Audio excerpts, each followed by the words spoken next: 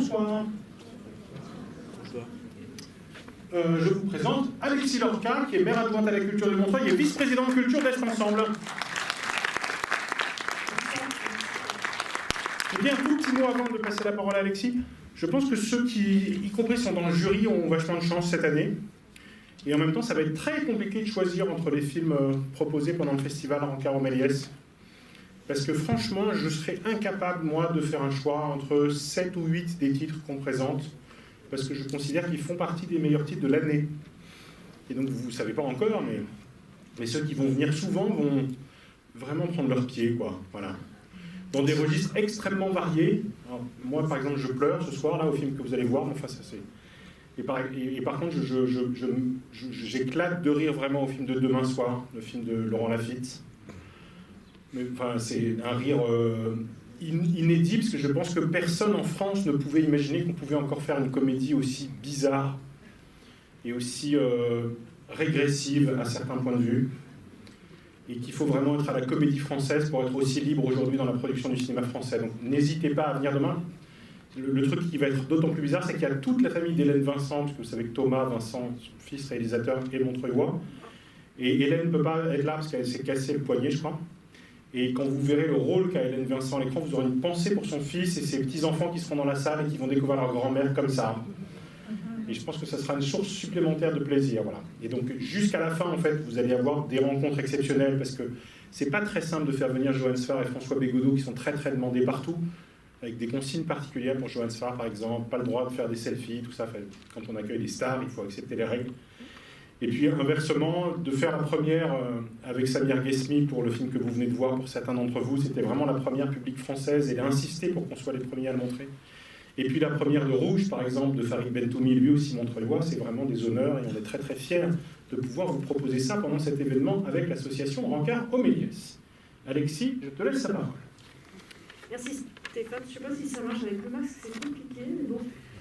Je suis très heureuse, bonjour à toutes et bonsoir à toutes et à tous. Je suis très heureuse. En 2014,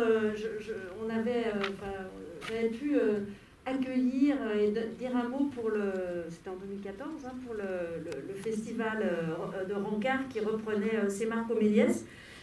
Alors c'est dans un cadre particulier. Puis alors aujourd'hui, je suis contente évidemment de pouvoir être là à cette inauguration du festival dans un autre cadre, qui est celui de la pandémie. Donc on est tous masqués et on est sur un fauteuil sur deux. Voilà, moi je voulais redire juste un petit mot dans cette période qui est particulièrement difficile pour les artistes, pour la culture, pour le cinéma, pour nos salles, et dire que nous, collectivités territoriales, avec nos agents du service public, faisons du mieux que nous pouvons pour pouvoir continuer à accompagner nos artistes et pouvoir continuer et poursuivre nos politiques culturelles qui, plus que jamais, sont extrêmement importantes sur nos territoires, dans la crise que nous traversons et dont on sait que socialement, elle va aller de pire en pire. Donc on fait le maximum, je ne vais pas vous plomber. Et puis surtout, je voudrais réaffirmer toute ma confiance et mon soutien aux équipes de nos équipements publics, culturels, donc à Montreuil et puis à Est Ensemble, et évidemment particulièrement à l'équipe du Méliès, parce que je suis vice-présidente pour tout le territoire, mais je mentirais en disant que je n'ai pas un attachement particulier au Méliès et à son équipe, à qui je renouvelle mon amitié et ma confiance. Voilà, merci et très bon festival à vous toutes et à vous tous.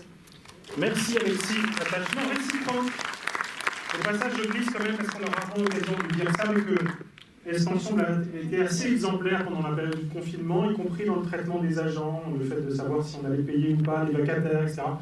Et que là, pour le coup, le fait d'avoir une collectivité territoriale qui croit en la nécessité de lieux culturels publics, c'était assez décisif et ça avait des implications très très concrètes sur la vie des gens, ce qui fait que voilà, on n'a pas perdu de membres de l'équipe pendant cette période-là sur je suis obligé d'aller chercher ailleurs parce qu'on ne paye pas ici, quoi.